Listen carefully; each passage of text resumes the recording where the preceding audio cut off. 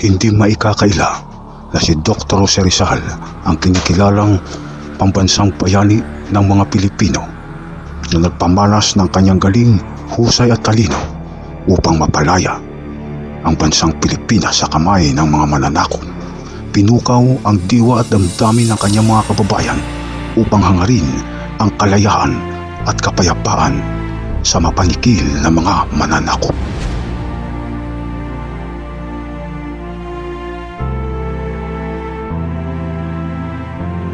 Dahil sa mataas na paghangang ito ng ilan sa kanya, kinilala nila si Dr. Jose Rizal na mas angat pa sa karaniwang tao. Ang iba sa kanila ay kinilala pa nga siyang ikalawang Kristo.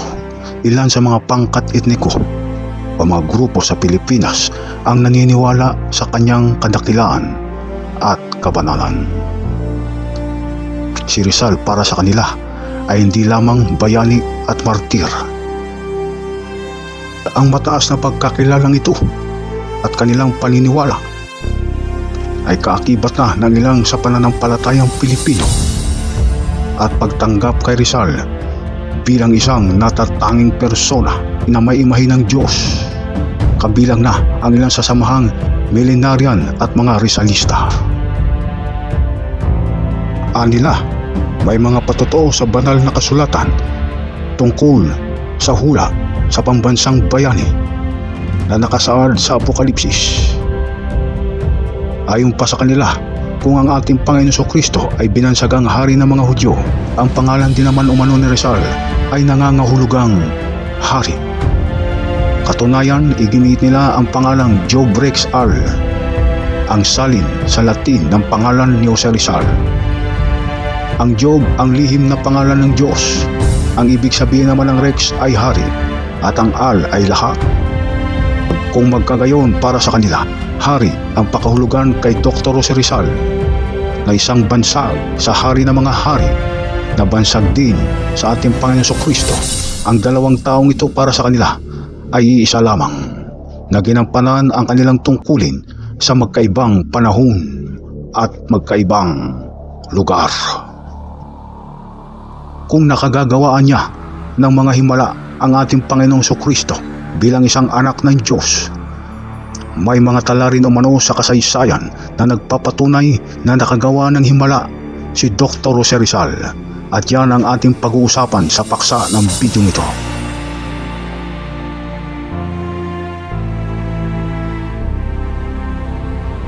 Marami pang hiwaga at mga misteryo sa buhay ng pinakapopular at pinakadakilang bayani ng lahing Pilipino na ating tatalakayin sa mga susunod na paksa. Atin munang pagtuunan ng pansin ang kanya umanong mga nagawang himala ayon sa pagkagiit ng kanyang mga tagasunod.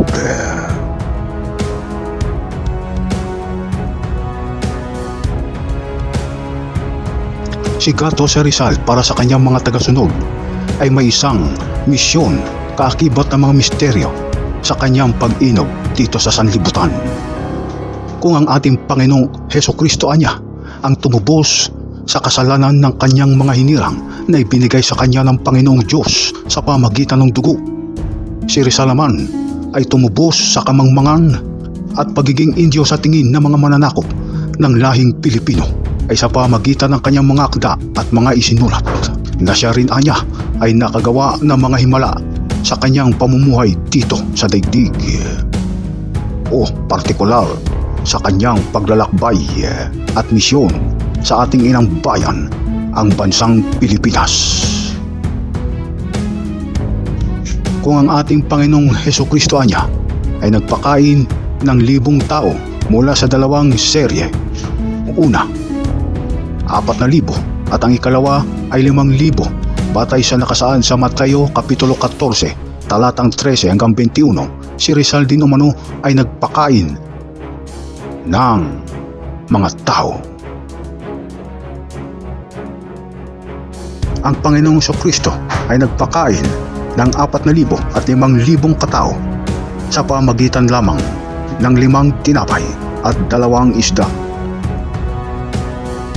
Ayon kay Jose Barricallosa, si Dr. Jose Rizal ay nagpakain ng 30 kabataan Ganito ang nangyari batay sa pagkalap na impormasyon ng mananaliksik na si RJ Remulla na gagamitin nating referensya.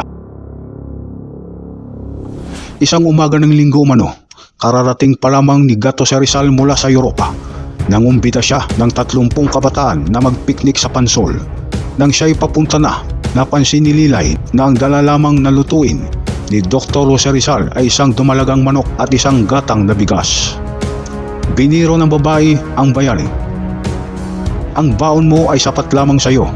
Subalit sinagot siya ni Rizal na siya ang bahala sa kanilang pagkain.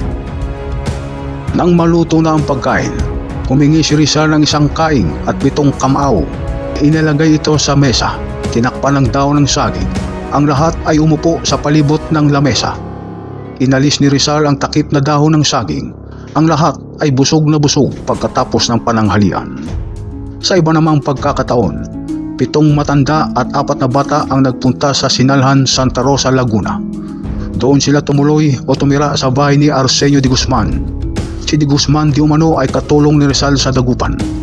Ayon sa kanya, kinomisyon siya ni Rizal na magtayo ng simulain sa buong Pilipinas, pati na ang iglesia, watawat ng lahi sa Lecheria, Calamba, Laguna.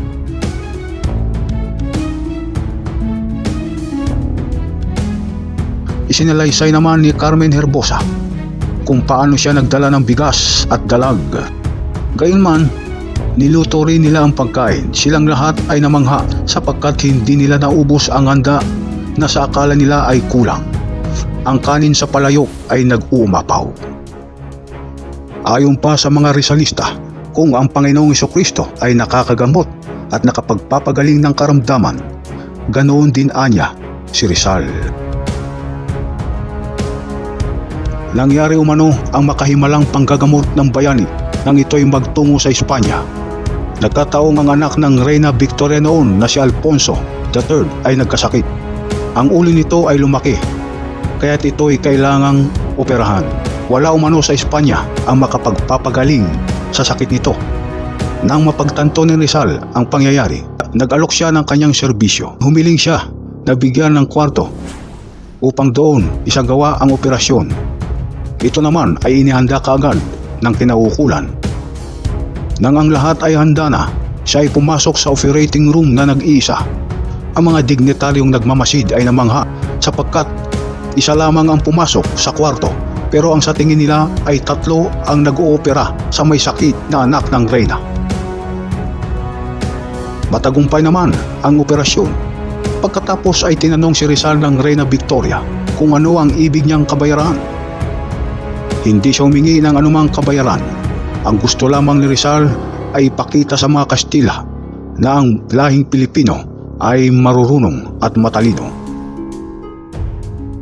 Isa pa sa serye ng kanyang makahimalang panggagamot nang si Rizal ay nasa Alemanya, kung saan napag-alaman niya na ang asawa ng hari ng Alemanya ay may sakit.